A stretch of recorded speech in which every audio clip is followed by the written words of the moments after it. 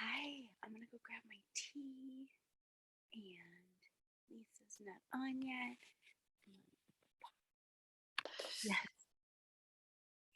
Alrighty, here we are. Let me see this tarot teachings. Well, now I've got something over it. I love that graphic. It's beautiful. Yeah, right? Super cute. It even has like a cute, oh yeah, see? Cute.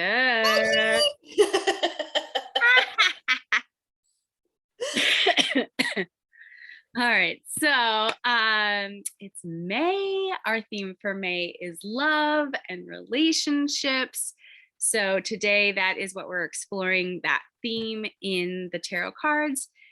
And I basically pulled every single card that had other people in it and like highlighting ones that are more about like this kind of love intimacy relationship, but I thought it'd be useful to see them in juxtaposition to other ones.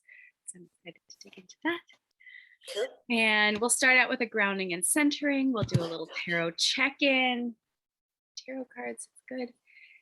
Oops, I forgot to change this. We're not doing review of wands. We're going over relationships in the cards, and then some fun tarot card spreads. I've got one for relationships, and then it's like my go-to relationship spread.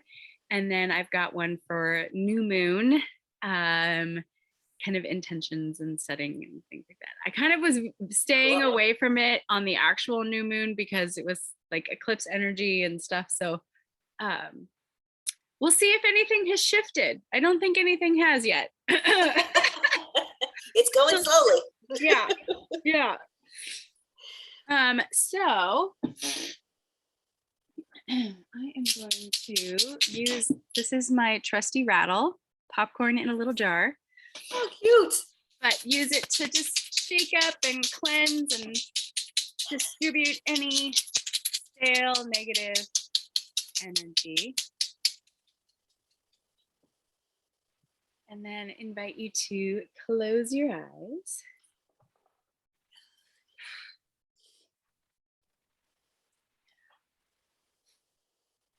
Taking a deep breath here.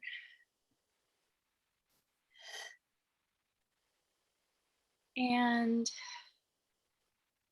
let's root down. So focusing on the base of your spine, down by your root chakra, and sending luminous, energetic roots down through your seat, through the floor, through the foundation to the soil. Sending those roots down, down. And notice how the earth welcomes your roots, pulling them as you also push them. Sending them down, down, through pebble, through rock, all the way to the center of you. Take a few breaths to feel anchored here.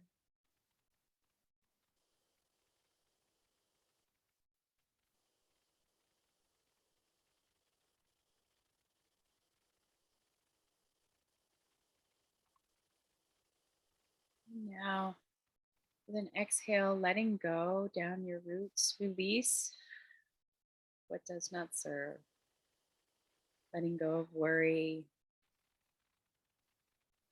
letting go of fear or anxiety, letting go of expectation and unhelpful narratives. Let that all be released through your roots and give that to the earth to be transformed.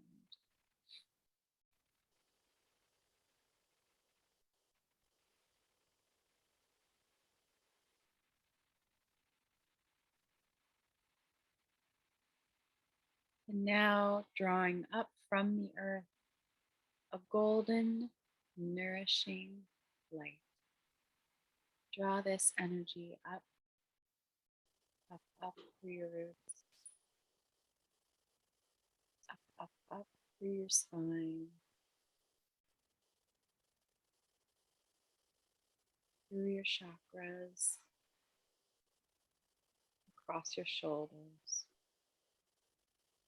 Take a few breaths here and allow that light, that energy to come up through your roots and fill your being.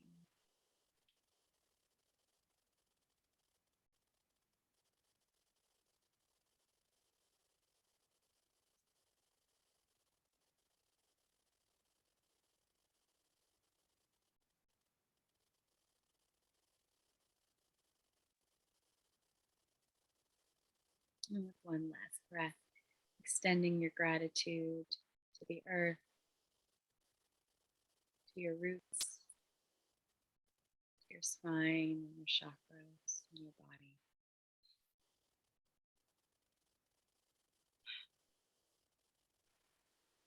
And as you're ready, wiggling fingers and toes and arriving here and now.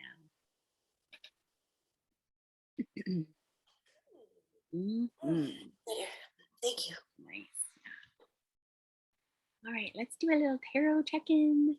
Yay. How is your energy today? Is just a simple question. And then I'm going to tell you about an interesting thing that Oh, happened.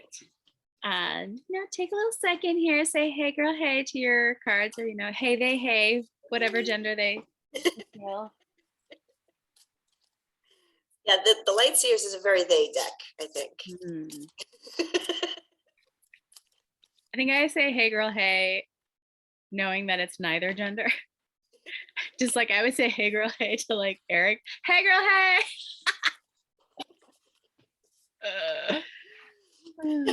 Which he's cool with, so that's okay. Yeah, I mean, this is totally. I'm dropping cards because that's what Me I do. too. Which one? I got the Wheel of Fortune popped out. I was like, I don't always read the ones that pop out, but I was like, you wanted to say something. Okay, what is my energy today?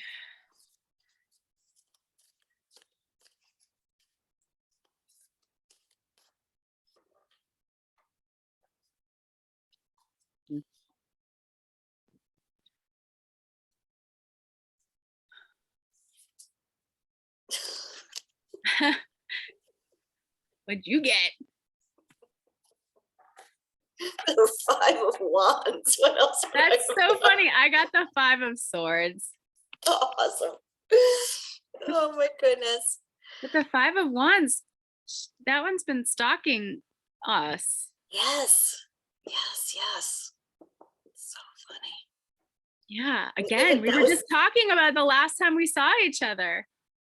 And then because it was Eric's card when we it was Eric's card. And you had said when you arrived something about how you had pulled it with your friend. I had pulled it with Beth. Yeah. In relation to us working together. Yeah. So weird. Okay, so we need to talk more about that. Yep. And 5 of Swords. Well. Yeah, the 5 of Swords is kind of capturing my vibe. I have been very we're just generally sorry. Fine. I've been in like sick mode and not really doing a lot. Gosh, I mean, I've been watching a lot of movies basically. And it really wrecks it gets to the point where like the first 2 days I had like so much congestion, I couldn't think at all. And I wasn't even paying attention and really was welcoming like a timeout. And then like yesterday and today, I'm like, well, you unproductive slug, right? Like so mean to myself. So the 5 of Swords is a little nod to that, kind of like my internal mean girl. Yeah. And yeah. And maybe there's this feeling too of like, okay, can we pick up the pieces now? Can we move on? And just like slowly emerging from my mental slugness. So kind of. Yeah, it's interesting because I was bad at doing my homework this week and I did pull a couple of cards, but I never took pictures of them, never sent them to you, which is good because you wouldn't have had the energy to look at them Oh, I anyway. totally So, wouldn't. And I like, yes, exactly. That just would have been another thing in my mailbox, been like, ugh, yeah. not get to my mail. So that worked out perfectly. I was thinking also another thing that came up. So this card has a lot to do with like, for me, is like your relationship with failure or when things don't work out the way you wanted them to. And Liam being sick is another one of those things that like highlights or creates like doubt in my head around like parenting. And I think about like my parents, or like maybe not my parents. My mom was a sucker for a sick kid. She would like always let me stay home. But like I think about Eric. Eric had perfect attendance, like got an award. And like this like toughen up, you're fine, right? And I know that narrative is in my head, like, you can Mhm. do it, you can plow through. And it is taking all of my like conscious effort to be like, we're not doing that anymore. We're not raising kids who go to work sick. Mhm. We're not going to sacrifice health for a school system that I don't totally believe in. Anyway, Yes. so Yeah. Good job. yeah, so whew. All right, but let's dive into this here, five of wands. Let me see. So some themes here that we have been talking about over time is this feels like collaborative creative competition. Like there feels like this race to the light, the fire at the top, but like at the same time they couldn't get there without each other. Mhm. And it's both like collaborative, but there is a feeling of like the fact that these two here are both reaching. Yes. And the one has his hand on the other one's leg, like almost like to no, Uh-huh. no, me first, Uh-huh. Yeah, yeah. in a way. Or leverage maybe, like, Yeah. oh, I'm gonna pull you down to push myself up. Yeah. Yeah. And it's Um, funny that it keeps coming up because I never, ever, ever think of myself as a competitive person. oh, interesting. Um, but I guess sometimes it's almost more, for me, it's almost more of comparing myself to others as opposed to competitive, like judging myself Mm, against mm. others in a way. You know what I mean? Like that person's that at that point. Why? How come I haven't gotten there yet? Like, Totally. so it's more of a self judgment than a, you know, I should be there and you shouldn't. Hmm. Um, You know? my okay, pull up this is the Waite Smith deck. Mhm. And I often see them as sparring. Like they're not in full on battle mode. They're not truly in competition with one another. It's not like life or death battle, but it's like a practice round kind of thing. Like they're Or training together. yeah, like they're training together. I also see this card. I talk about this card as being like Thanksgiving dinner at my house. We have like a lot of really passionate voices, all like all these strong wills in the room vying for a moment to be heard and seen, and how it's an easy place to end up creating greater conflict. Like it's an easy place to cause harm. So it takes a lot of self-control, a lot of self-awareness. Another theme that comes up with this card for me is around creative conflict. So the idea of, oh, trying to think, like I think about like in my artist community, there's something about the tension of being seen and like having an assignment together, a deadline even. um, but then also like if you're collaborating on something with another person, like it came up with Beth, right? There's this feeling of like having strong ideas And then how do you find compromise? How do you bring those into for the creative good? Right. And lately the another really loud story related to this card is the Brene Brown, like, step into the arena, take a risk type of thing. Yeah. I thought I would pull out the book on the Gaian Tarot because we had Eric's card, and I think we're like referencing a little bit, so I thought it'd be interesting. Okay, so remember it was the guy who was like spitting fire? Oh, yes. Okay, she says a fire performer spits billowing flames, twisted faces of gargoyles or maddened creatures are in the smoke. It's powerful, exciting, potentially lethal. Huh?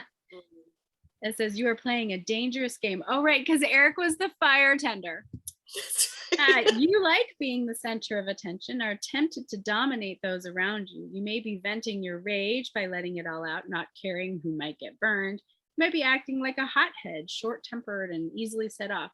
Or you may enjoy testing yourself by, quote, playing with fire. Rage and anger are often masks for that which we fear. That really resonates with me. Represented by the frightening faces in the smoke.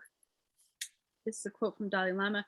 We can let the circumstances of our lives harden us so that we become increasingly resentful and afraid, or we can let them soften us and make us kinder. We always have the choice. That, I can't tell you how much that resonates right now.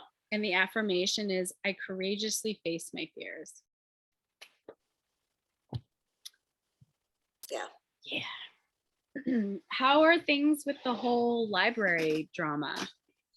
Is that where this is resonating? Yes, absolutely. I came home so angry yesterday. So I pulled on Monday. My card was the Seven of Swords, not surprising. And I was like, where's this coming from? And then it occurred to me that it was Anne's first day back from vacation. So it was the first day I had to face her. And I was like, okay, I know what this is about. And then Tuesday, I don't know what the heck happened. I spaced. I never pulled a card because Tuesday was just insane. And then Wednesday, I pulled a card and it was 9 of Wands. And I was like, all right, what the heck's coming today? Something's coming today that I'm standing behind the barrier and something's going on. Yeah, yeah.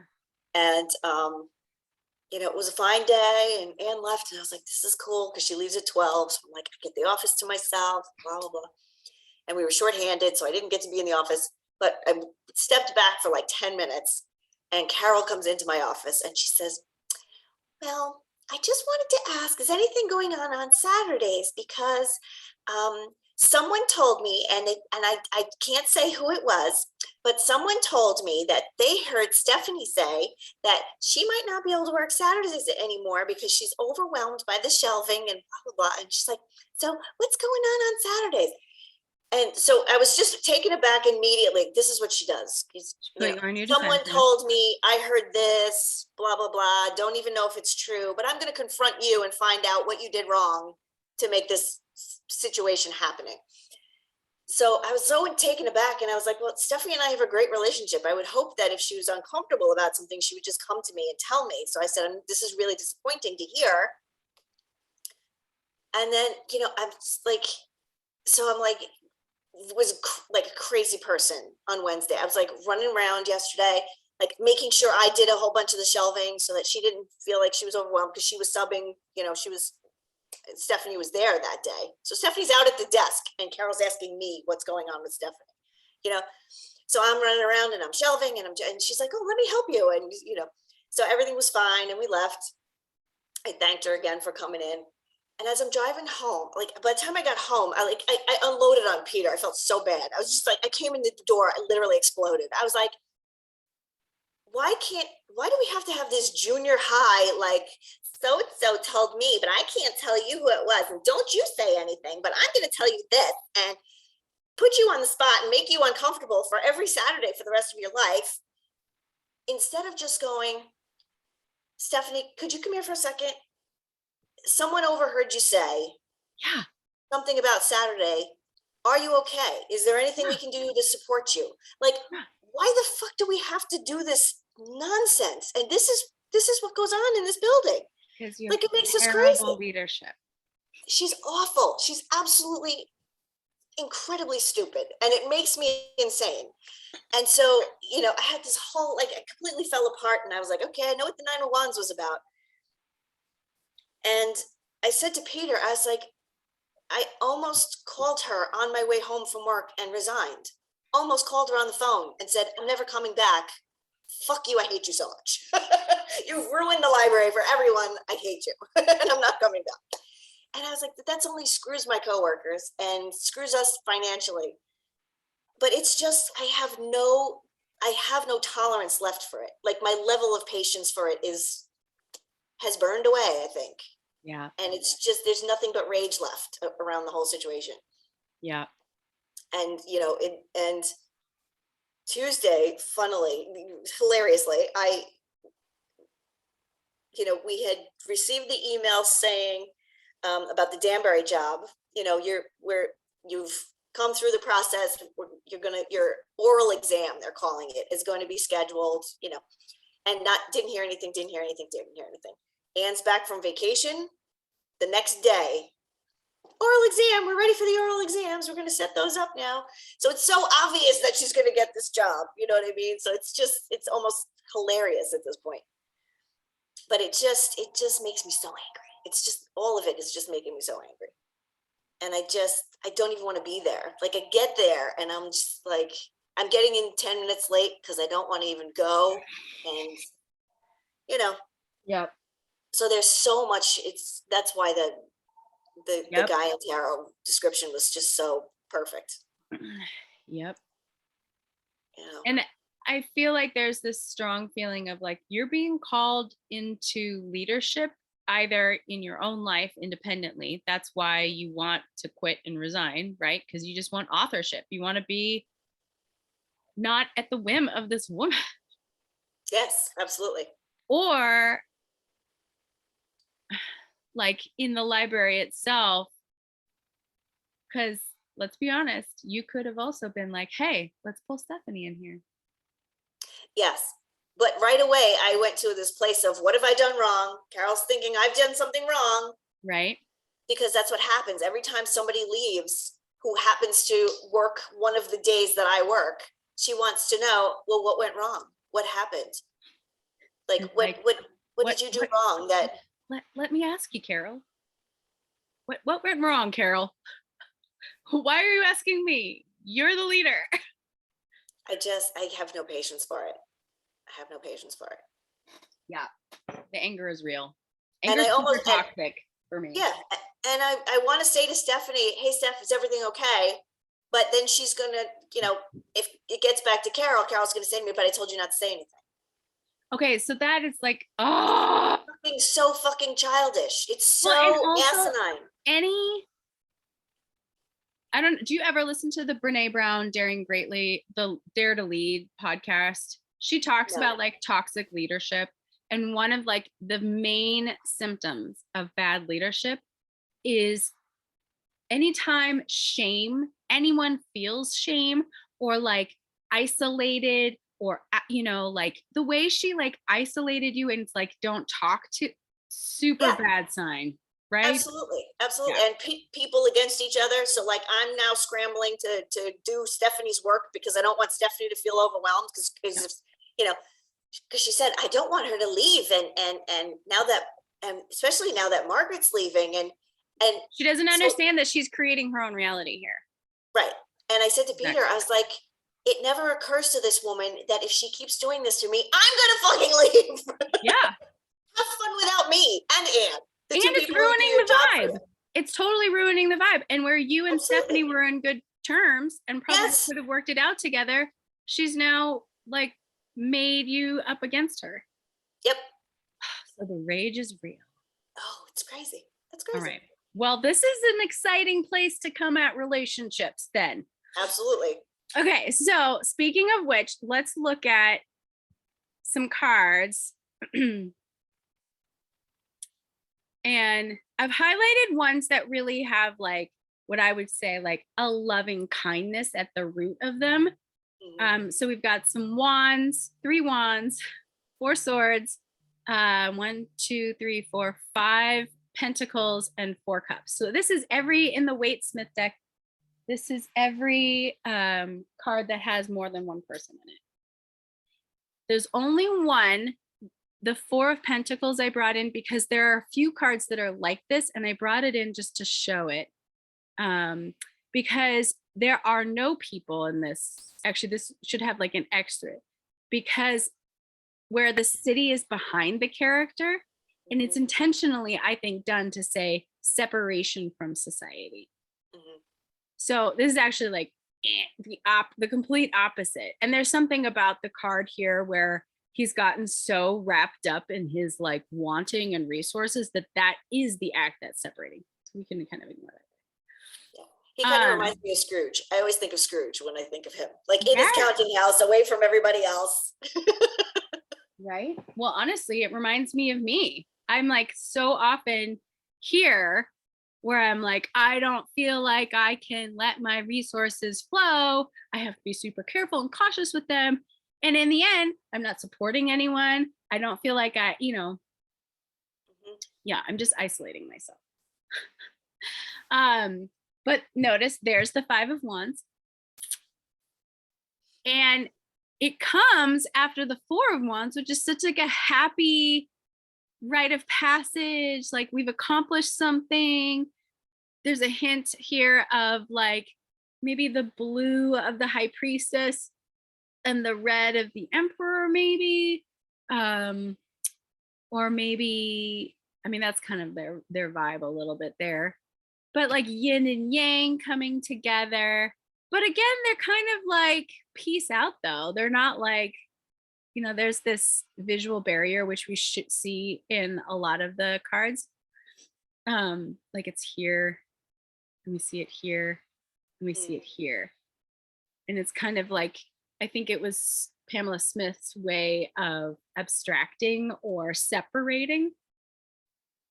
So in a way, like this kind of relationship that they get to have, the celebration, is really only possible when they break away from Mm.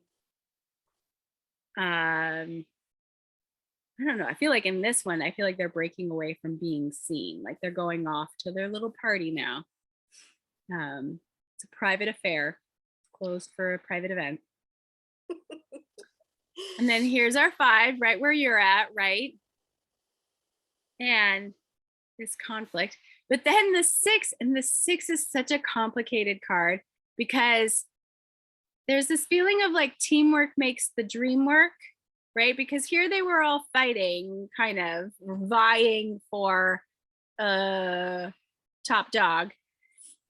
And here's top dog with all the little people. I feel like someone once pointed out this doesn't look like a real horse. Like it looks like a parade horse. Like there might be people underneath this horse, like a Chinese dragon, kind of, Yes. right? And he looks like all self-involved. And there's this one guy over here, it's a little hard to see, but he kind of looks cranky. Like, do you really deserve all the credit? Like it Yeah. was a team effort here. How come we're all walking and you're on the horse? What's going on there? Yeah. And so like in its highest vibration, it's like together we did it. Thank goodness we had that champion, that person who was the visible person who like led the way, but really it was a group effort. But fire doesn't generally end up in like happy working together. Like in the end, fire is always going to consume. And then the swords, of course, there's no real happy relationships because it's all in your head. This one I brought up because there are people in the background. Okay. This is the card that I wanted to bring up with you because I had an interview with a potential client and we're going to work together. And I was doing the spread that we're going to do in a moment, the relationship spread. I did it with you when we were first thinking about working together. And it's like one card for me, one card for the other person. And then what happens when we come together. And she and I both pulled this card for I'm bringing this and she's bringing this. Wow. And I was like, ooh, that is a rough energy to be coming from. But last night I was doing a journey circle. Do you know Denise Fuchs? Yes. Yes. Anyways, she's connected me with a guy who does shamanic journeying classes. And in that journey, I was like, oh my gosh, I think that this client and I have both had bullying experiences that have defined Mm, and there's this feeling of like, I'm not like the others. And I have to kind of do it my way and be willing to like be okay with other people, like mm, finding like being my authentic self, despite the fact that I know that other people might be like chatting about it behind their backs or being a little sneaky. Fascinating. interesting. Yeah. This one,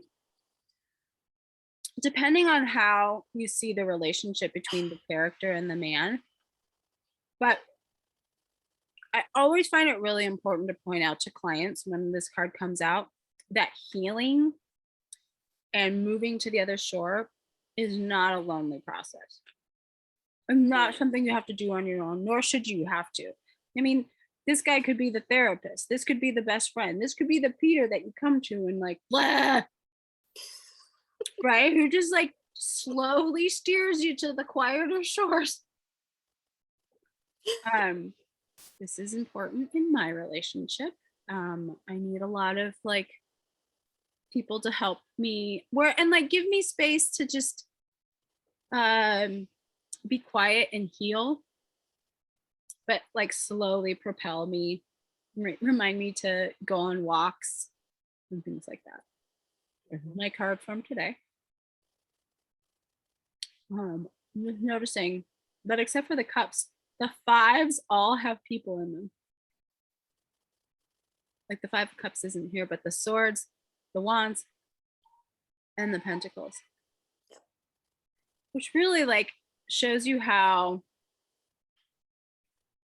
that failure sense or like I'm making mistakes does not exist in a vacuum. That is only happens when you're like in relationship with others.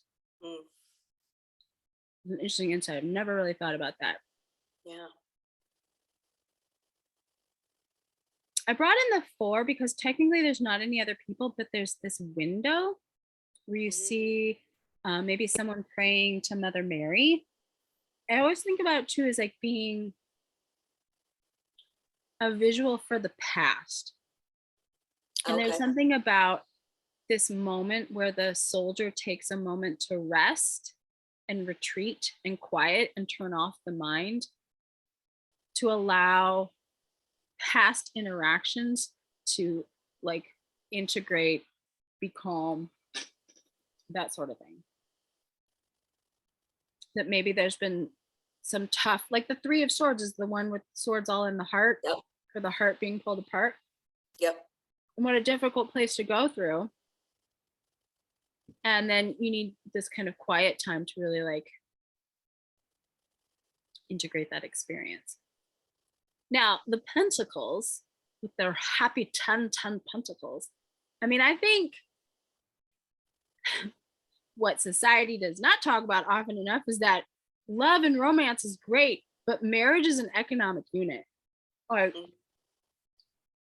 marriage doesn't work unless you figure out your finances. Marriage doesn't work unless you figure out your insurance. Like marriage only works when you, I think personally, when you acknowledge the collaborative responsibility over like your economic unitness and like the legacy of what you are eventually creating and what you're going, where you're moving. But it's interesting, right? Because here we have a couple and maybe their little one and the older man, but then where's his wife? So there's like this slight hint at change and loss. Because like, where's grandma? She's not in that picture. I mean, maybe she's making Italian food back in the house, which is so likely. That would be Eric's family.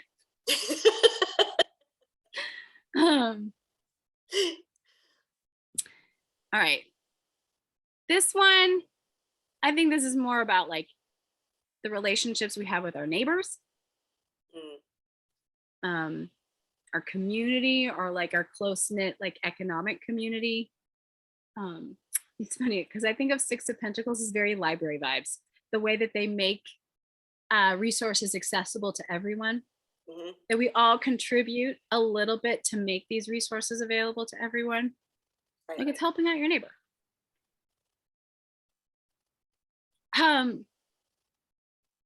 I think it's interesting that Pamela Coleman Smith chose to put 2 people in the 5 of Pentacles, because she could have made it really lonely. Yeah. But she didn't. Because in a way, it's really emphasizing that you are bound to someone. There's something about being responsible. There's hikers on the trail. It's funny. I don't see them very often, but every once in a while.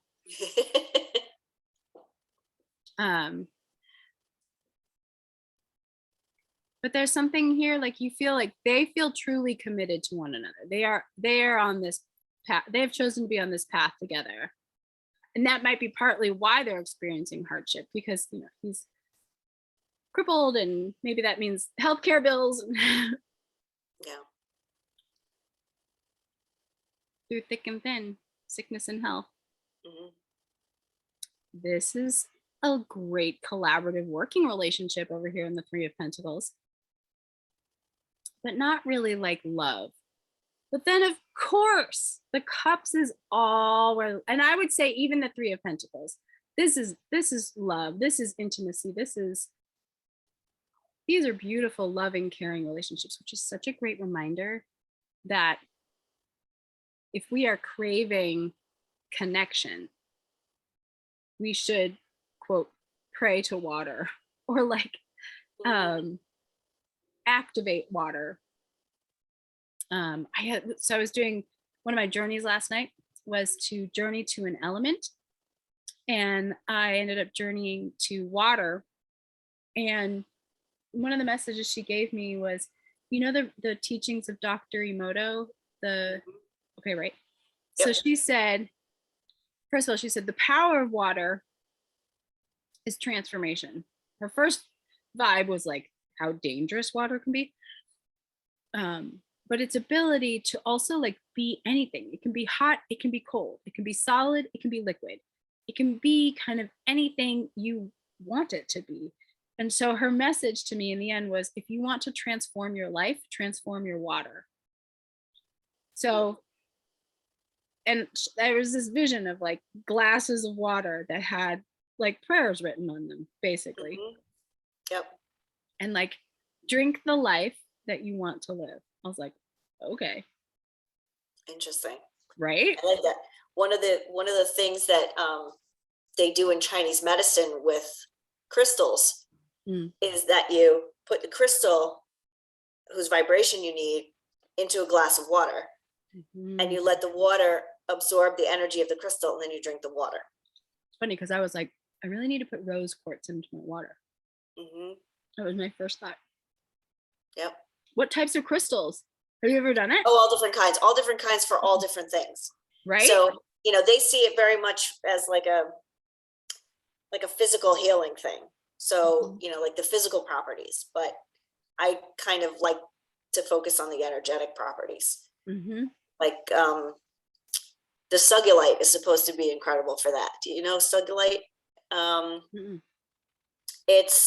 believe it's from, is it Romania? And they believe it's from a meteor that hit the earth. So it's like cosmic energy, like super duper. I mean, we're all cosmic energy, but this is like uber cosmic energy. So cool. Yeah. So you put that in water, and it's funny. When Kathleen Troy gives it away, she gives it away with rose quartz and says, put this in your water. Yeah. That's so cool. Yeah. Have you heard of the concept of like structured water? No. Okay, so this is new to me, and I don't have all the words formulated around it yet, but the idea is that kind of like Dr. Emoto, right? So, when he looked at the water that had the words on it that were positive words, they had really beautiful symmetrical structures. Yep. So, and the other ones were like lacking structure. They were like amorphous, right? So water that goes through pipes, that sits in pipes, it becomes stagnant. It loses its structure. Water that's moving through rivers and over rocks, it's picking up and in a way is being structured by the rocks that it's in contact with, the plant life, the animals, all of that is structuring the water. And so I've seen people who have been wanting to restructure their water. They'll put it into like what are those? They're very popular water purifiers, Berkey water or something. Oh yes, I know which one you mean. Yeah, Yep. I don't really know what they are, why people love them so much. But anyways, but then I saw this one guy and he would pour so the water, when he wanted to fill a glass with water, he created a filtration system. So it went through the Berkey and then it flowed over like crystals. He put like rose quartz in there and I don't know, probably the crystal you were talking about. So it flowed over all these things and then into his glass. Cool. And then the other idea is that you can structure water with your thoughts as well. That makes sense. Yeah. So all of these cup cards and thinking about relationships, if we want to change the way our relationships feel, how can we appeal to or enlist water in our process?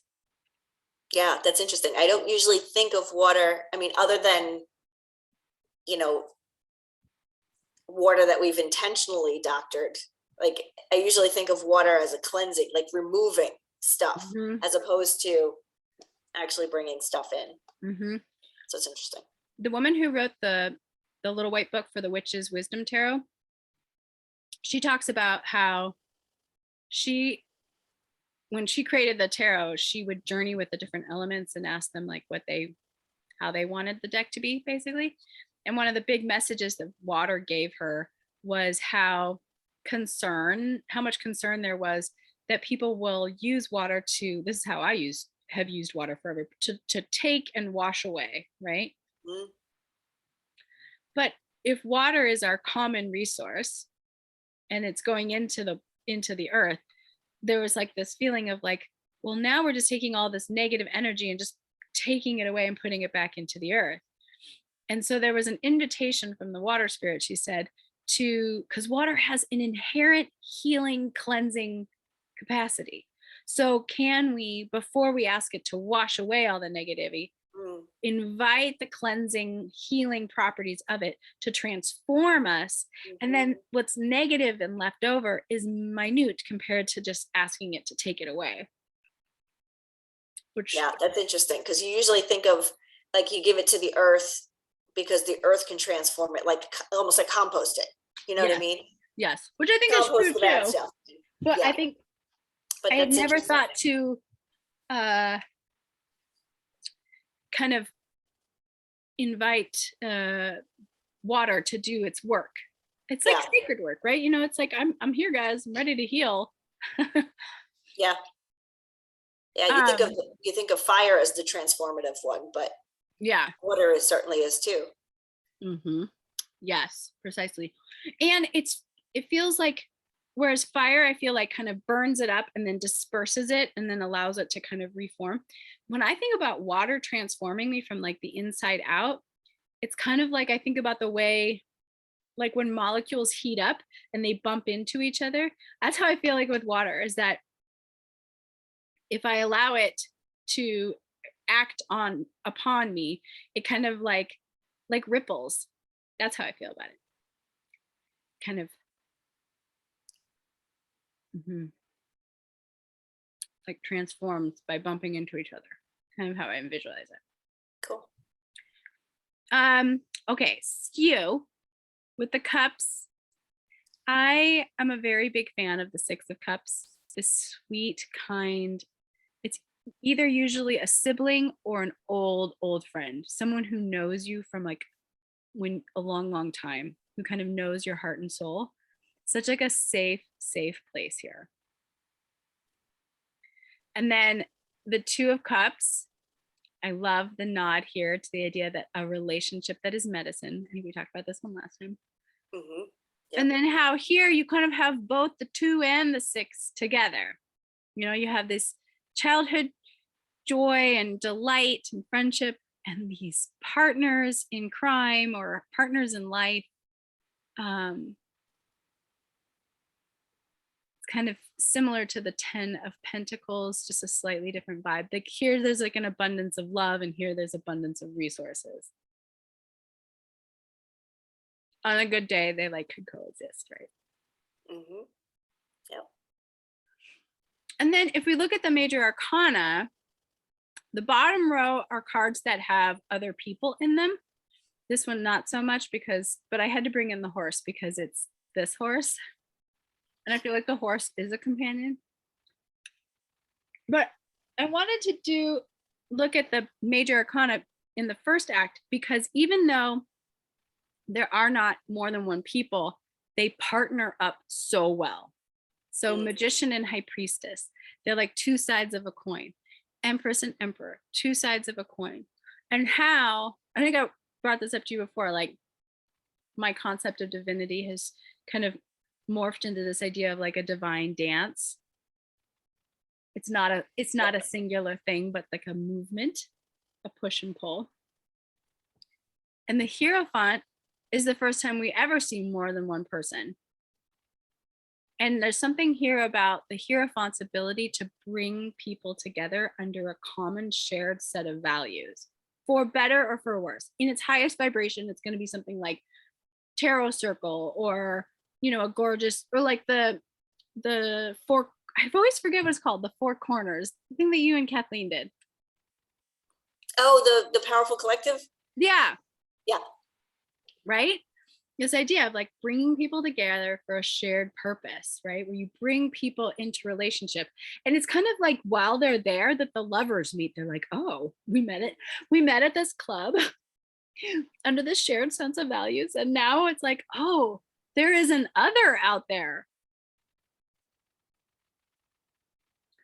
And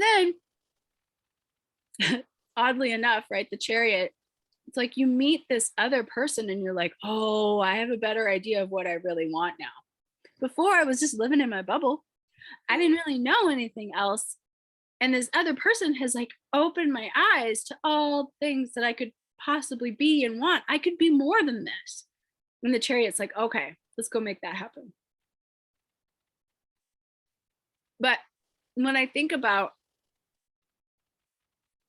partnership and balance and relationship, I often think of these pairings.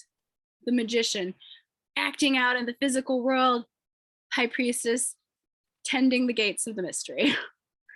Empress is like quality of life, pleasure, the wild divine feminine, allowing things just to go at their own pace, and the Emperor being like, and let's build a garden and put a little structure on this and some routines, and we're going to harness this amazing ability, and we're going to create this life of pleasure that you always wanted, and you don't have to do anything. I'm just going to do all that work.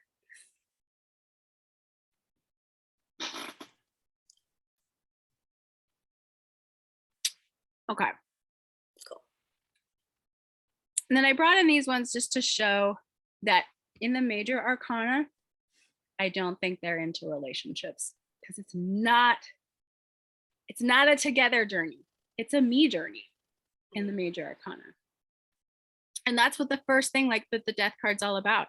It's a death of self, a death of a concept of like, I am. And then you get the Devil and you're like, but are you? Because you said you really wanted that thing back in the Lovers. Don't you still really want that thing? And then you have to dismantle that narrative, that structure of authority in your life, that concept of this is very like yin and yang, kind of like what we saw in a lot of the other cards, where you have these partners.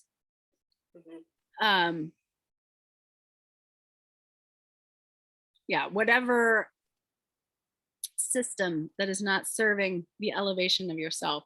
And then along comes the Child on top of Death's horse.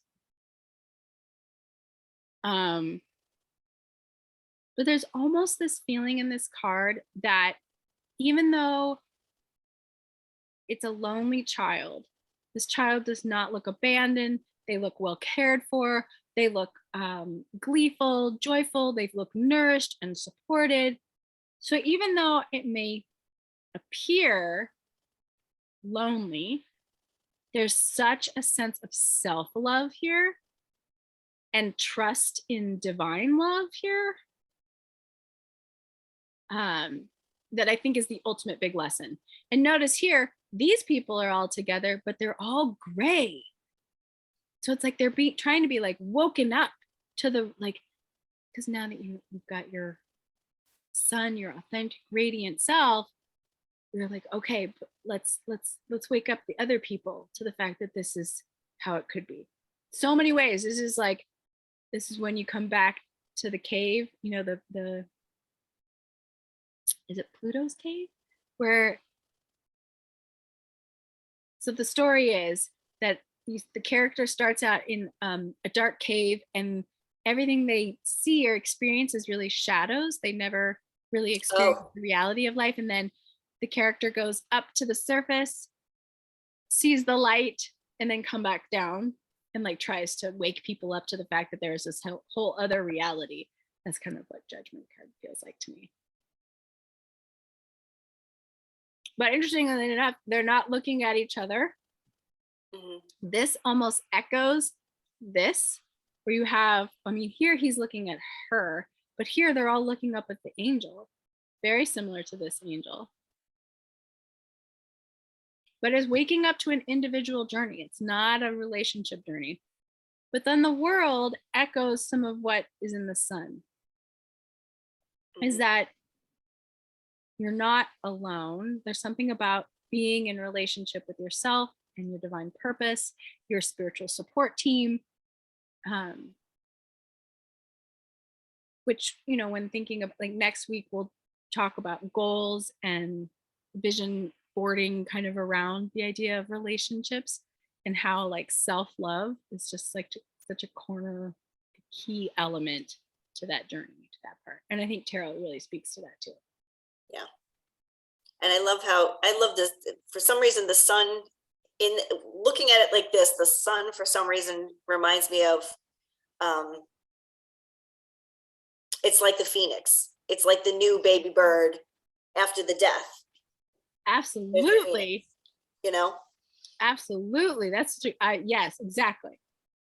Exactly. I like that. That's neat. Mm-hmm.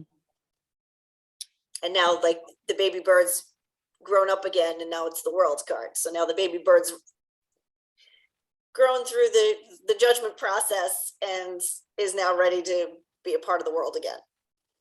Yep. You know? Mm-hmm. And ready to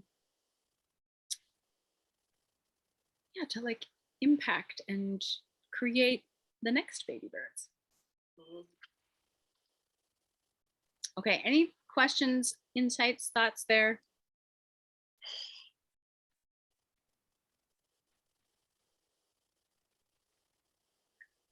No, but I feel like I need to do a little more research on the judgment card. I don't know why that one's standing out as something I don't know enough about. Mm-hmm. Because I always think of judgment as having such a negative connotation, but it's such a beautiful card. You know what I mean?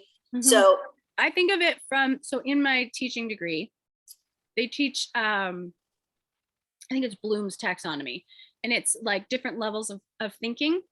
And our most base level of thinking is just observation, noticing, right? And then eventually you bump up to analysis, where you're able to compare two things. And judgment is the highest level of thinking, because it's the ability to notice and see multiple things, analyze, compare, and then based upon your wisdom, knowledge, experience, you can therefore then make a judgment. So it can sometimes show up as being like judgy judgment, mm-hmm. but it's more discernment. I was just going to say that sounds like the word with less negative connotation to it. Yeah. And many decks rename it because it's super problematic and it's super Christian based. It's very like, heaven or hell kind of judgment in here. Mm-hmm. Oh, But you I know what? think Now that you say that, I think in the light seers. the Medicine Woman's Tarot, I think it's Hmm, called discernment yeah. and not judgment. Like Yeah. I'm curious, in the light seers, what does she call it? I don't think she's renamed anything. I think it's just the images that are different. Yeah.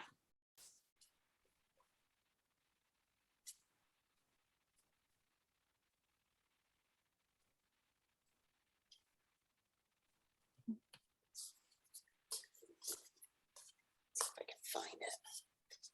Yeah, she calls it judgment. Hmm.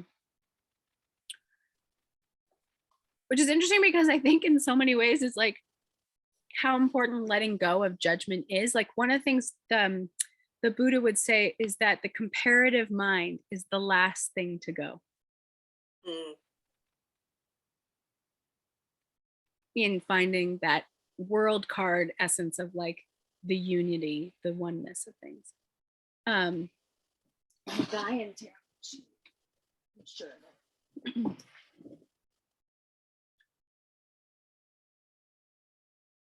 Awakening is what she calls it in the Gaian Tarot. mm. Okay. Expanded consciousness, personal awakening, mass awakening, birth of a new paradigm, liberation, awareness, rebirth. Mm-hmm. Well, and if you think about it, go allegory of the cave, that's what's called. In the allegory of the cave, too, right? It's this part of the process where you come down and you, in that spirit of discernment, are able to see more clearly what is real and not real, what is true and not true. Very popular phrase. Is that true? All right, so let's jump into some tarot cards since we're in the theme of relationships. We've been talking about some relationships for you, specifically at work. I'm curious if you would like to do one around you and Carol. Because, for example, if Anne were to leave, there's a huge vacuum, which Anne fills because Carol doesn't. I'm terrified of being sucked into that vacuum. You know that, right? No, I didn't know that. You don't want anything to do with that role? I'm not going to do her job for her. Anne does her job for her because she loves being powerful. Yeah. I have no desire to be her, the person who allows her to be semi-retired at the library. Mm-hmm. Not for the money that I get paid. I could work at McDonald's and get paid the crappy ass money that I get paid. I'm not doing her job for her for nothing. It's not happening. Yeah. Okay. Yeah. So that was my first thought in our talking is like, you and your relationship with Carol, but maybe there's a different relationship you want to investigate. Like you've been talking about Beth and working together with Beth, or Peter. I don't know. You know what? Let's see. We also don't have to do Should that. we talk about my relationship with Carol? Is that where we want to go with this? Beth? With Peter? Yeah, same Peter. All right. Interestingly enough. Because he's I feel like he's trying to be super, as always, supportive. Yeah.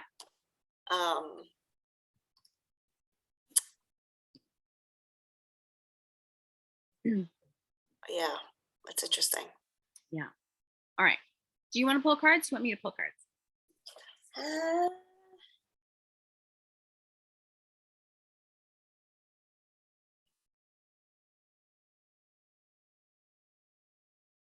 Can I pull cards? Yeah, I think Okay. so. All right. I think so. trying to get a feeling as to whether I should be pulling them. And I feel like I'm so emotional that I'm going to put too much energy into it.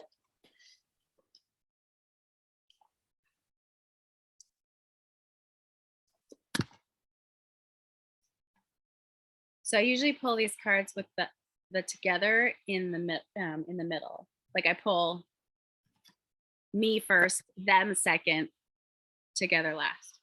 Gotcha. Okay, so I'm gonna pull these out in the cards, the deck that I pulled.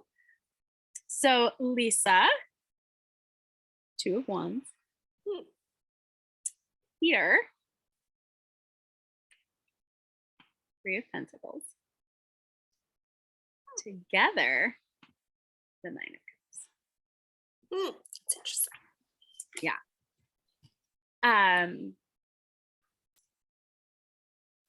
One of the very first things that I noticed was how uninvolved this character is in any of this.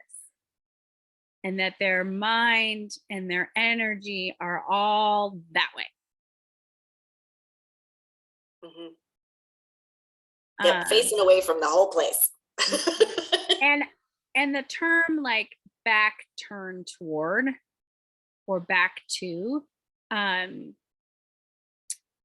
which for me resonates a lot because I enlist my husband as a partner in our life. But there are a lot of times in my life where I am like so in my own thing that I am not being fully present, and I feel terrible about it. I feel like I'm the worst wife, and I'm like so anxious about our relationship. Are we okay? Blah blah blah. And then I check in with Eric. He's like, what do you want to talk to me about? He's like, I'm good, babe. How are you doing? There's definitely like an element of risk taking in here. There's one of the wands is bound to the wall. Looking out to the ocean. There's some mountains in the back, maybe a hint or suggestion of obstacles.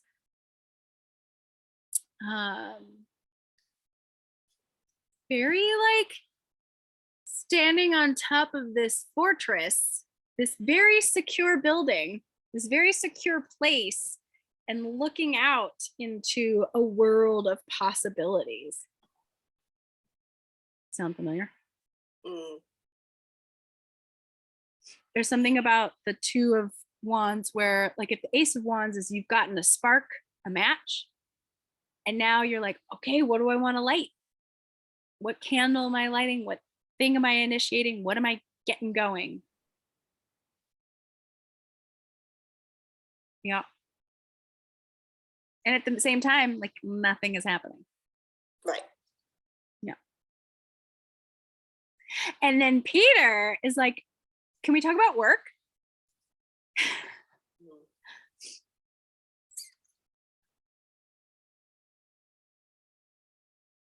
And maybe like a little nod to that 10 of Pentacles that we saw later on down the road, right? Which is like, what are we building here? What are we making? And you're like, I can't talk about that right now. I have no idea what we're building. You're like, I don't know where to put my energy. Yeah, that's exactly how I feel right now. Yeah. Yeah. Yeah. The super cool thing here is this 9 of Cups, which suggests 2 things. One is you guys are creating the life of your dreams. Like together, when you come together, both with your like, I don't know where I'm putting my energy yet. When I do, it's going to be exciting and amazing and miraculous. And his emphasis on like stability and making something and work, right? That when these 2 energies come together, woo, dreams coming true. The second thing it implies to me is that you've already put something in motion and it is coming true. It's just not here yet. You know, it's like that you bought the ticket to Hawaii, but you're not in Hawaii yet.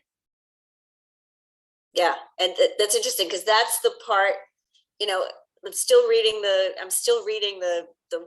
white books with the pendulum. Yeah. And that was, the look of the 9 of Wands was so, like, but what resonated was, don't give up because it's almost here. Like, don't throw it all away right now because it's almost here. So, don't do the tower thing and blow the whole freaking place up, which is what I wanted to do yesterday. It's like, keep the faith and keep on trucking.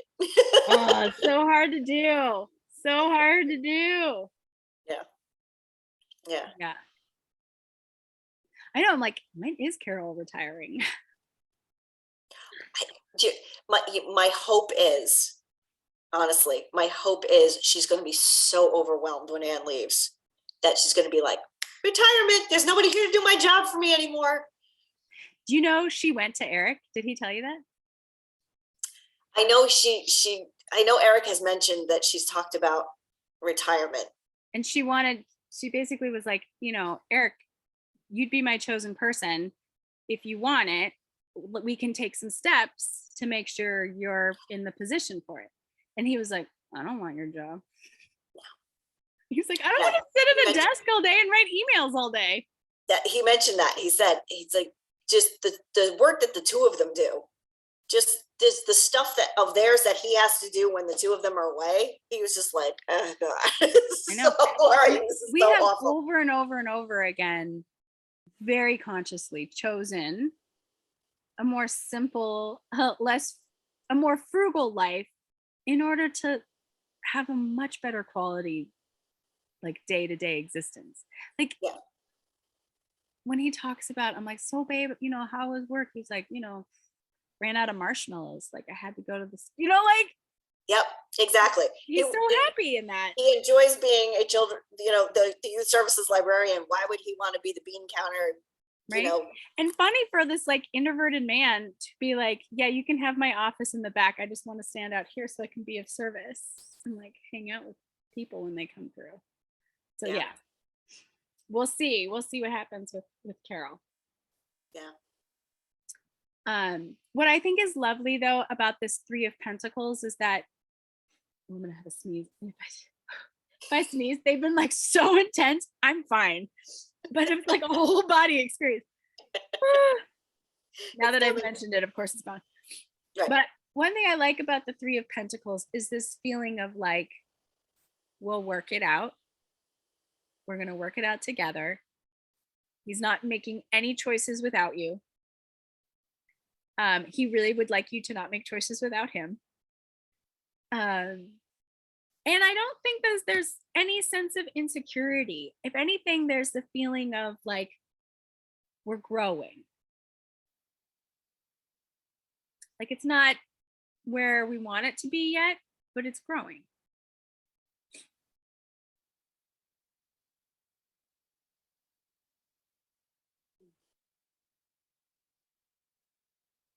You want to see what they look like in the light spheres? Oh, sure. Why not?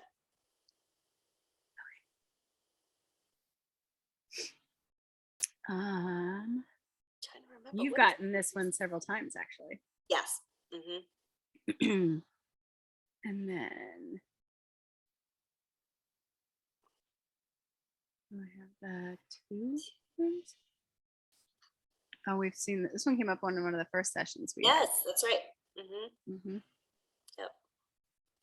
So dreaming about that 3 of Wands situation, and then the 9 of Cups. Oh, we've seen this one together too. Yep. Beautiful. Actually, I love how all 3 of those cards have been present. Yeah. In this one, however, she's looking in a different direction. I think in this card, if you look at it this way, she's looking at this person who is living a life made from joy. And all of these cups spill over into this 3 of Pentacles. It feels very much in the sake of or in service of the 3 of Pentacles. That, like, I I cannot join the building team unless I know what I'm making, unless I'm taking action from the heart.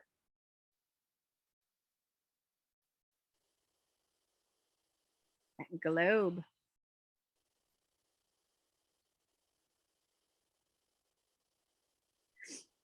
Yeah. Just makes me think of a world of possibilities. Something beyond the scope of what is normal. Mm. And it sounds like that's kind of what you're craving too. Like even asking the question, should I leave the library world? Looking for something really outside of what you've been doing for a long time. Yeah. All right. Yeah. Other thoughts, questions here?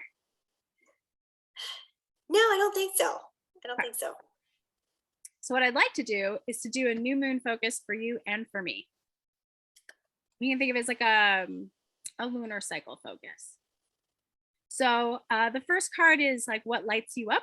So this is the idea like what brings you joy and lights up your curiosity. Follow those breadcrumbs and lean into that. The purpose card is like where or how is your purpose showing up right now? What do you feel called to kind of do or work at? And then here's like where to focus your energy. And if it gives us waiting cards, I swear I'm just gonna go watch movies for the rest of the day. All right, and what I think is we should pull cards. What if we pulled? No, I feel like we should pull our own cards. That's how I feel. All right. Calling on the unemployed angels to help me with this one.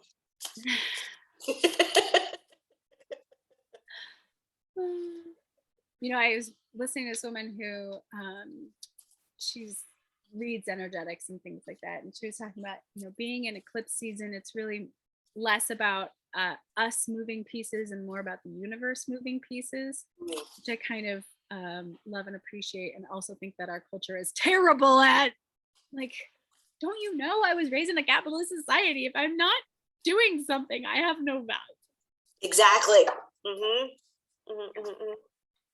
Yep.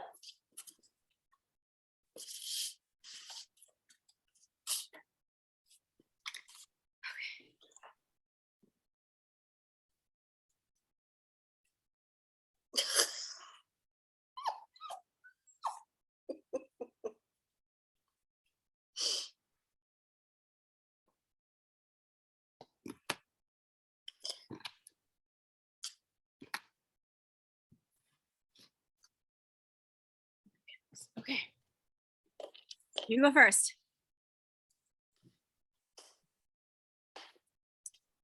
Okay.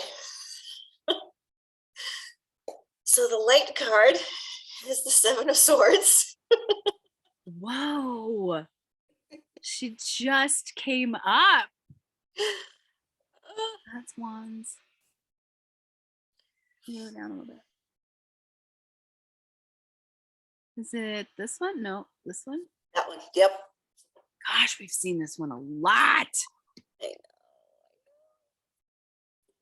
And I don't think this is the first time it's showed up as a card in a positive light. Mm-hmm. Right? Mm-hmm. Yep. Do you know this is the card, the one that I was telling you that me and the client both pulled at the same time? Yep. I was like, I said to her, I was like, this card doesn't look the most positive, but magic is afoot right now. Okay. So, and purpose? Three of Cups. Oh, well, that's fun. Yeah.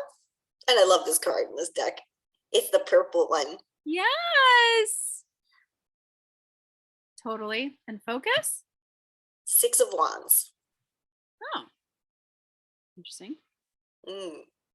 Which has come up before too. Yeah. And you'll see it. You'll be like, oh yeah, I remember that one. Oh my gosh, this has been coming up a lot. Holy cow. Yep. Well then. Okay, talk to me about the Seven of Swords. Like, I feel like it's more in the sense of this work needs tending to. And it's lighting you up because you're seeing stuff you haven't been able to see or work through. I mean, clearly you are ready for whatever this shitstorm of work, emotional stuff. Like, That's so what, much is coming up from it. yeah, and that's the vibe that I get from the card when I try to look at it from a positive perspective.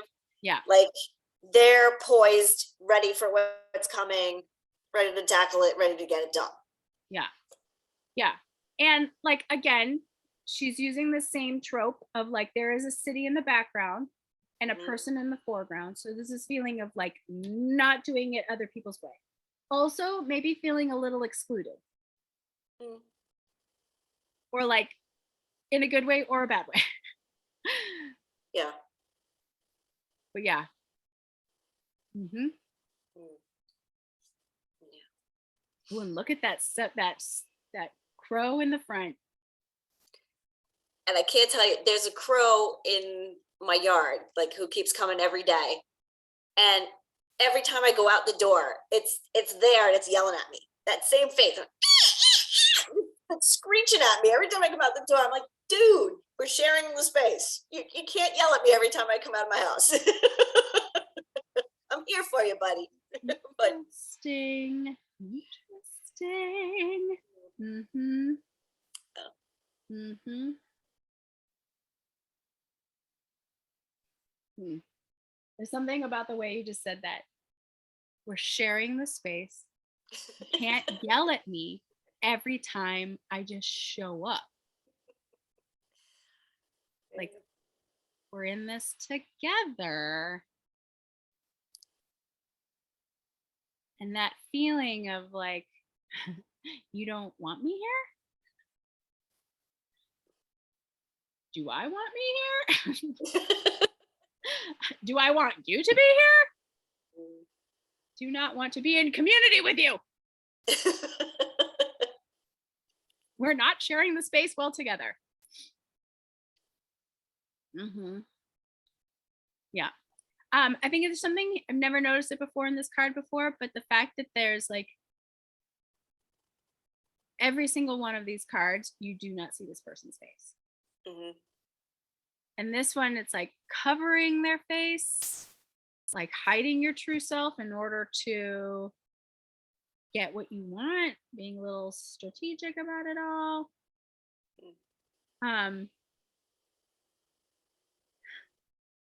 Is that it? Is it sort of like this the stealth as opposed to the deception of other people? It's just like I don't know. Well, there's definitely deception, I think, in there. Mm. I mean, deception doesn't always have to be a bad thing. I mean, that may be the only way. I more often than not, when the Seven of Swords shows up, it's like it's the only way to keep yourself safe Mm. and get what you want out of the situation. If you were to show up and just ask, and you know, no way would you get what you needed or wanted. I think what the Seven of Swords shows up because that's not safe. You don't have clout. You don't have, the power or the confidence or whatever. I don't think it's actually related to confidence. I think this is a very confident character. They're very self-aware of their situation, is how I feel. And they know that they can't get what they need by other means. And that doesn't mean there's not consequences.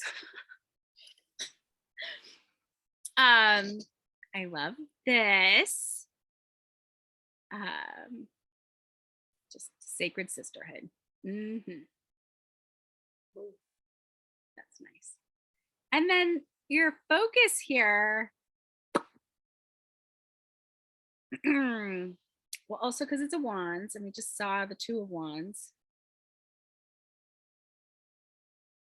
And she's on a stage. And again, she's not showing you her true face. She's putting on a costume. She's putting on a show. Mm. I think, in the Three of Cups, they don't show their face because, again, this is not for you. This is for them. Right. This is a secluded, sacred space that this sisterhood can take place in. And if they are performing, they're not authentic. If they're like, if it's about the gaze, I feel like they can't be as connected. But whereas she is like, well, when I saw this card, and it's super loud in my head. In the reading around the library, for me, the Mhm. phrase that came is like, find a different stage. Mm. And that's what that Two of Wands looks like she's doing too. She's looking for a different stage, a different arena.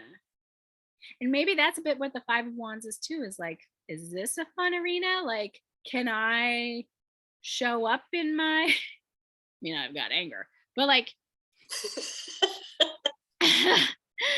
um, can I bring my passion to this arena? Exploring, I mean, like, doing applying for a different job, I think it's a very Five of Wandsy type thing to do. You're putting yourself out there, you're taking a risk. It's very Two of Wands too. But and interesting, actually interesting if you read it, like the Two of Wands is like putting yourself out there, and the Five of Wands is the consequence of that. Finding yourself in a little conflict lately. Yeah. And something that I wonder too is that if I'm not, is trying to find another job, or like, I don't even want to say the word job. I'm so tired of having jobs. Yeah. But it's almost like I need to, it needs to be a bigger change. Otherwise, I'm just going to, Five of Wands, I'm going to find myself in the same situation, just with different faces. Like Mhm. different, it's still going to be Mhm. that uncomfortable situation until I heal whatever this is and get beyond it.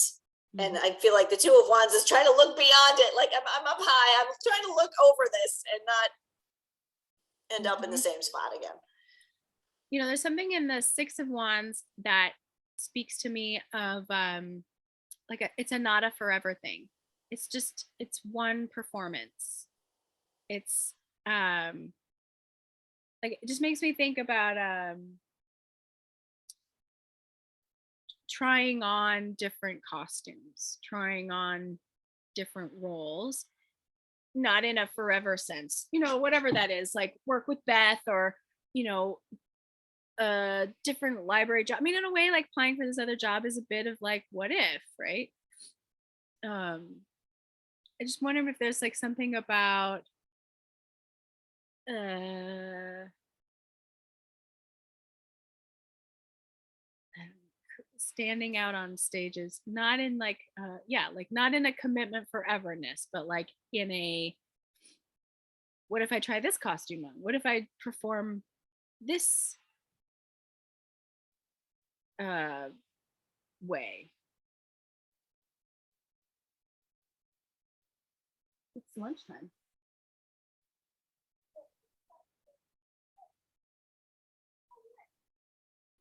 Yeah, if you're hungry, it's probably because it's lunchtime.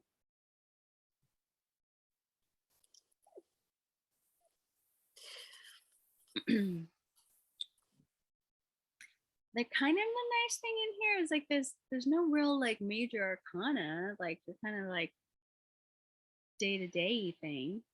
And you know, if you take this purpose, this Three of Cups and your Six of Wands, this feeling of like finding it, I mean, the, why can't I not remember the thing that you did with Kathleen? The Oh, the Spirit Squared. That's what you were on. Spirit Squared, Spirit that's Squared. what I'm Yes, thinking yes, of. yes, yes. But kind of like, it's different arena, showing up in a different way.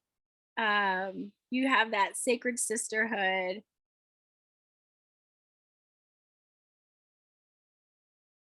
I don't know.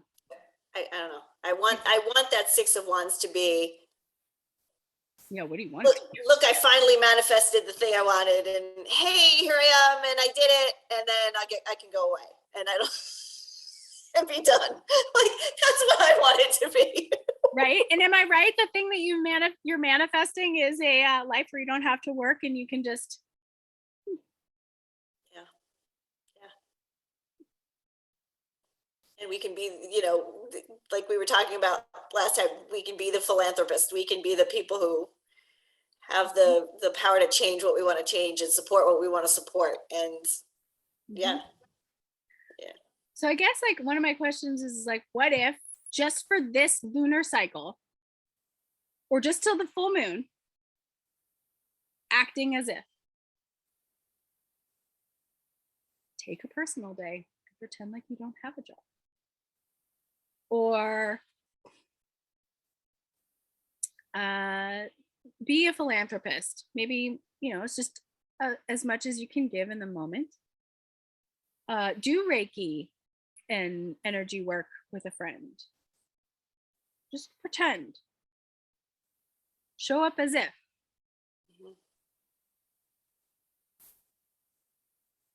And I think there's something here about doing it with your sisters, your kindreds.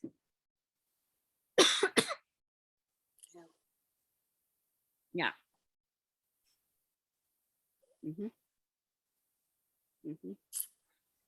I wouldn't be surprised too if this is tied to this too, in the sense of like taking what is meaningful and the lessons that you're kind of learning and sharing. That the shit show is part of the university. It's the class you're enrolled in right now. Yes, it is. Okay. Ready to see mine? Yes, please. Okay, mine.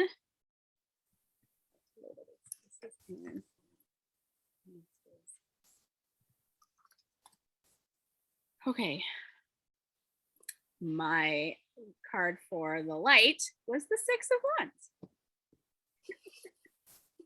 So okay, good. I feel like it yeah. It's interesting. I was doing this journey last night, and the second journey was to journey to an object from your childhood that had significance. And I had completely forgotten about this, but in the journey, I was taken to a metalsmith who had a Cladach ring, the kind with the heart and the hands and the crown. And I never ever, I didn't have it long enough. I lost it along the way. I never had it after I was married. I always had it as like a young girl with my heart pointing outward, right, to give away. And in the journey, we were asked to ask the spirit of the object, what was the lesson back then and what's the lesson now? And back then it was a lot about like the importance of having a vulnerable heart and staying open and, let love guide the way.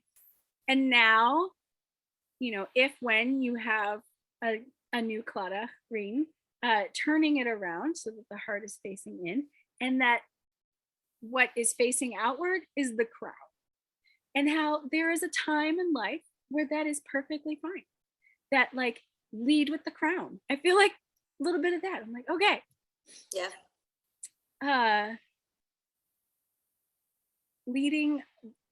Stepping into leadership and daring greatly. It does light me up. I also really like the idea of supporting you in finding your Six of Wands. Like that lights me up. Like the idea that we would be supporting one another, right? And teamwork makes the dream work. And that your success and my success, like we're doing it together. I love that. That lights me up a lot. Three of Cups. There you go. Right? Okay, so purpose is the Devil, which has been around. He's a sticky one. It's been around for a while. Yep. Definitely like unraveling things that make me small and like toxic old narratives and all the work around likability and yeah. And then the focus is then the Strength card. which is interesting because strength is right above the devil. And I think the devil is what happens when you don't have a great integration process that's in the strength card. Like the strength card is a lot about like facing your fears and confronting that, like the animalistic, just like raw emotions of the human experience, and not like packing them in there and pretending like they're not there. Like she has this beautiful relationship with them. And I think the devil card is when you don't have a very good relationship. So I think there's like a little nod here on like processing emotions and like just loosening the grip on, you know, instead of keeping it all under control. I once came across a reading around addiction and the relationship between addiction and control, and that inevitably life is so full of change and flux that the need for control becomes unsustainable. And so you look for release in whatever it is you're addicted to: Netflix, drugs, toxic relationships, whatever it is. And that devil card really reminds me of like choosing escape in like an unhealthy way.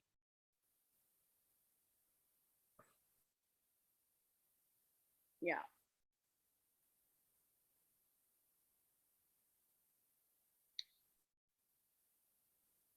I don't wanna. It's just so hard.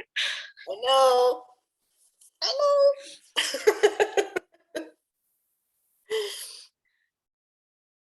Why did we sign up for this time? Like, what were we thinking about? Right? Up there floating around. Like, yeah, this is what I want to work on this time. Yeah. And it's interesting, just now what came to my mind too was like, I ain't got time for this shit. But I think in a way that's one of the devils out there for me, is the not enough time story that I have. Can I tell you? I gotta send you the quote. Shoot, I can't remember what it is off the top of my head. It's one of the Lao Tzu quotes. Okay. And it's something like, there's no such thing as time. Saying I don't have time is saying I don't want to. As soon as you said that, that's what popped into my head. I'll find the quote and I'll send it to you. Also, like, time doesn't exist. Like, I like here, I know this, but I can't like. A friend of mine and I were talking about how unhelpful this narrative of like there's not enough time. And so she'd come across something, it's very like Einsteinian too, like just getting a lot more fluid about our concept of time. And so we were trying on this phrase of like, I create my own time. But you know what it really is too, is like this idea of like prioritizing. What is it that you really want? And then if it's what you really want, but you're not making time for it, what old devil thing is telling you you're not worthy of it? Or, you know, what is creating your time? Right. And it's almost better, like we were talking about earlier, it's not really how do I want to spend my time, it's where do I want to put my energy. Yes. Which is a nod to the Six of Wands. Where do you want to put your energy?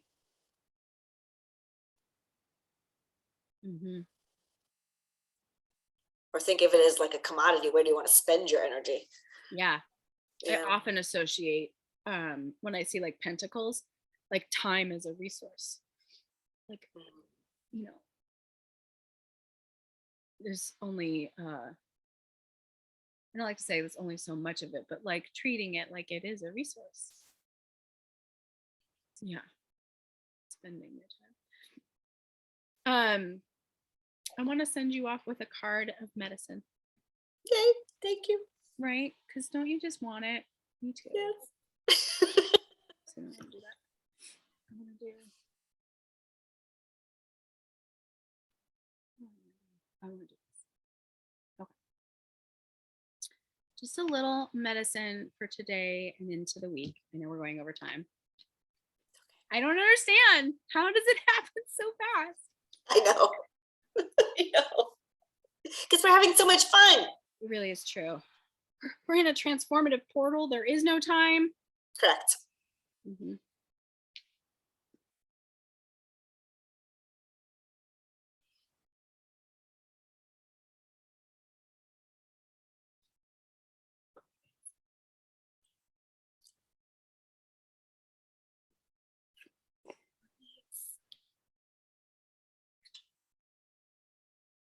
You know, I had two thoughts when I saw this. I don't know what. I mean, I definitely thought of the Two of Wands. My first thought was, like, look for the spark, follow the spark, or like the spark is coming, it's here, it's, you know, part of what the Two of Wands is saying yes to that ace, and then being like, okay, I accept this spark, this impulse to move and shift and change. So it kind of feels like, keep your eye open, keep your eye open for the spark, the opportunity. Yeah. When is your interview? Oh, this was interesting. It's all tens. Tuesday the 10th at 10:10 a.m. I was like, I have to do the numerology around this because that was fascinating. Like tarot tens are endings. They're graduations. Mm-hmm. Tuesday the 10th at 10:10. Yeah. And will you take the test before that? Apparently, it's not an interview. They're calling it an oral exam. So the test is an oral exam. I don't know what the hell that means. Like, About okay, what? I'll just show up at 10:10 and you can, whatever happens, happens. I don't care. Yeah. Yeah. I mean, I can't help but have. So before I met Eric, I had met him at this point, but he was not on my radar at all. And I had come out of this terrible breakup, dumbest relationship ever to have been in. But I wanted to be in love. Anyway, so it all fell apart. It was really bad. And then I'm like finally like emerging from the dark depression. And I'd say to the universe, okay, universe, I'm ready. I will say yes to whatever's next. And that day or that week, this guy who had come to fix something in the apartment building, like, says hi to me, asks me on a date. And I was like, really, universe, this guy? Like, and I was like, okay, like, this is terrible. It's terrible. And it was the worst date. Probably should never have gotten into this person's car. The universe was looking out for me. Like, this guy had creeper vibes. Anyways, terrible, terrible date. I come home from that date and I come back to my apartment where my sister is, and she's there with her boyfriend, James, who she later on married. And then another couple friend of us are there. And I get there and I'm like moaning and bitching about what a terrible date this is. And when I'm all done, my first thought is, where's Eric? Because he was buddies with all these guys. But there was something in the question I had in my head that I was like, why do I care about where Eric is? And it was the very first spark of what later became Aaron and Eric. But it just makes me think about applying for the job is this gorgeous way of saying to the universe, okay, I'm ready. And I can't help but think there is some little spark, whether it's in that interview or you know, or it's something else that pops up because of that. Like, and then Oh, the shitstorm that's all packed in there for you. Also, keep the flame alive. Be a flame bearer.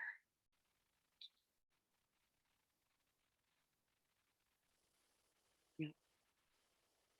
Even if it's just the little one. Yeah. Yeah. I pulled one for myself, and mine was the Queen of Wands. Which I can't tell you, I feel so far from her right now. It's so congested.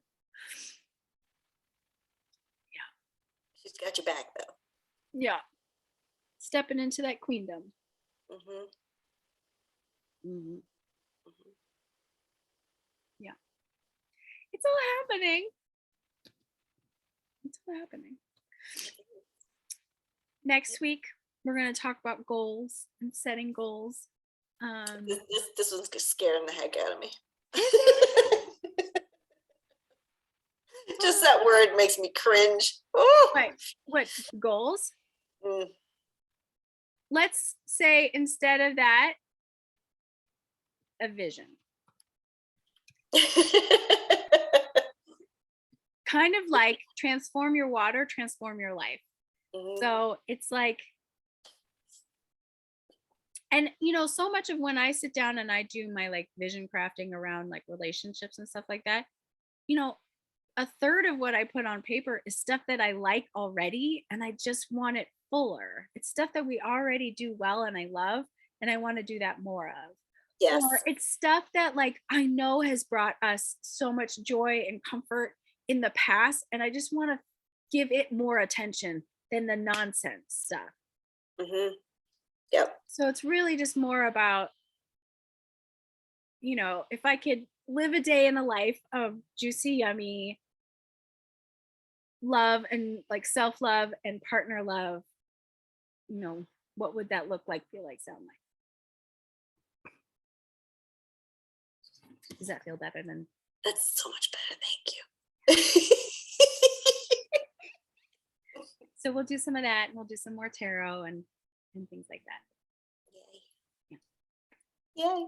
Yay. Okay. I am sending so much grace, and enjoy your time lying down as you continue to recover. And thank you. You too. Thanks. Yeah. Oh, I also thought about taking that, speaking of that Ace of Wands, little write and burn, little take all that anger and. That's a good idea. Yeah. Yeah. Now anger can hang out. It just doesn't get to drive the bus. Yeah. Yeah. Question. When were we going for a walk? Was it this Friday? Yeah. Is it tomorrow? Are you feeling up to doing that? Yes, I'd actually would really love it. I could really use some time out, and I feel better when I'm walking. Are we doing it at what time? Noon? I think we said. Yeah, I think we said noon, right? Yeah, and where are we going? Do you want to go to Hawk Rock near the library, or do you want to stay closer to home? Are you thinking about Liam maybe, and do you want to be closer to home? Like, you think he'll be back at school tomorrow? He might be home, but you know what? That's a good idea. Let's. Have you done any of the Time War trails? I've never been there. No. Oh, let's do that. Let's meet at we can either meet at my house, or we can meet down.